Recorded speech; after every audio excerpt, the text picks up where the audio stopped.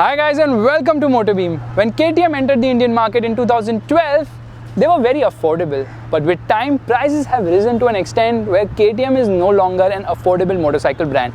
Now to address this issue, they launched the Duke 125, which of course sold in good numbers and still selling quite well.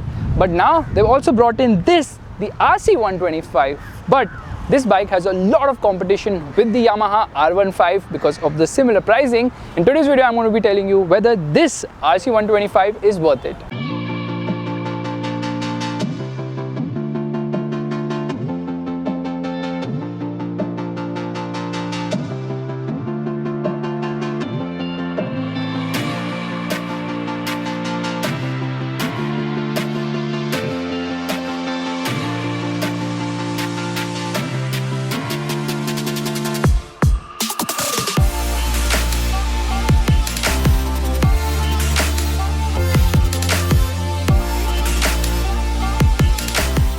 Now this is a new motorcycle, but it's not really a new motorcycle because essentially in terms of aesthetics, it looks a lot like the RC200, and in terms of mechanicals, it's similar to its Street Fighter sibling, the Duke 125. The only difference you will find on the RC 125 is its badge and of course the new graphics. So while it has a 125cc engine underneath, it essentially looks like a sporty motorcycle and definitely will pass off as a sports motorcycle to a lot of buyers.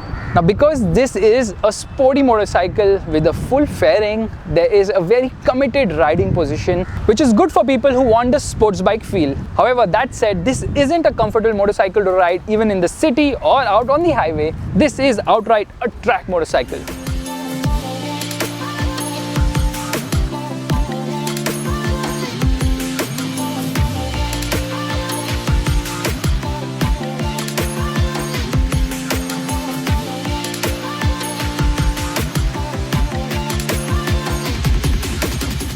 And that track capabilities not only come from the riding position but also the hardware on offer. It gets a trellis frame, it gets wide grippy tires, and of course upside down forks as well.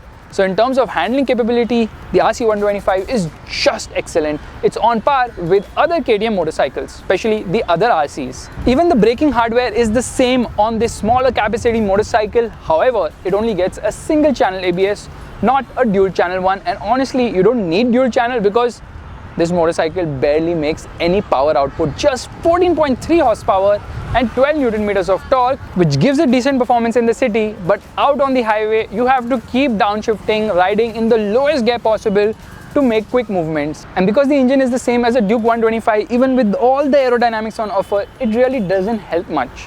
And yes, it has a windscreen visor, but it doesn't stop wind blast because there is very little wind blast at 100 kilometers per hour. The top speed with a good wide road and preferably a little slanting as well is 110 kilometers per hour.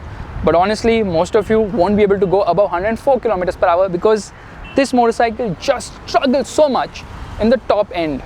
Now because this is a small capacity motorcycle, it has got good amount of low end punch. Mid-range is also decent, but top end is just lacking.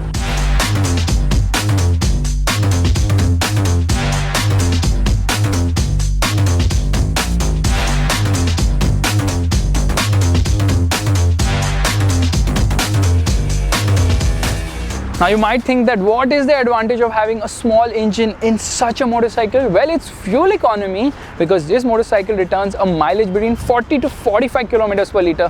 Well, that makes it one of the most frugal sports bikes in the world. The other disadvantage here of the RC, other than the fact that the 125 doesn't have any poke whatsoever, is the fact that the fuel tank capacity is like really small at 9.5 liters. KTM has also reduced the battery size on this motorcycle. And in terms of other miscellaneous bits, the mirrors offer a good view of what's behind, and the lights are also powerful enough for the night. That said, although this motorcycle will not scare the pillion silly, it just doesn't have much pillion comfort on offer.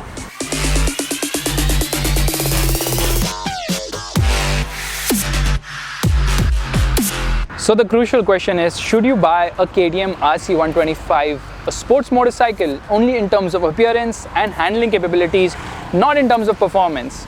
Well, I would have said something different today had I not seen the sales chart, which is on fire for the Duke 125. For those who are looking for an affordable KTM motorcycle, the Duke 125 has actually made a lot of sense.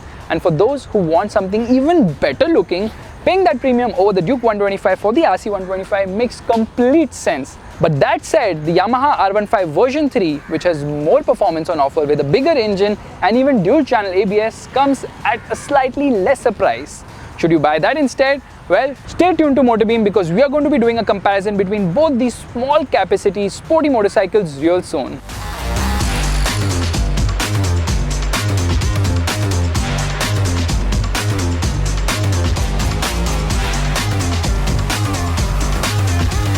Thank you so much for watching. Make sure to give it the thumbs up, that's the like button, and don't forget to hit that bell icon as well.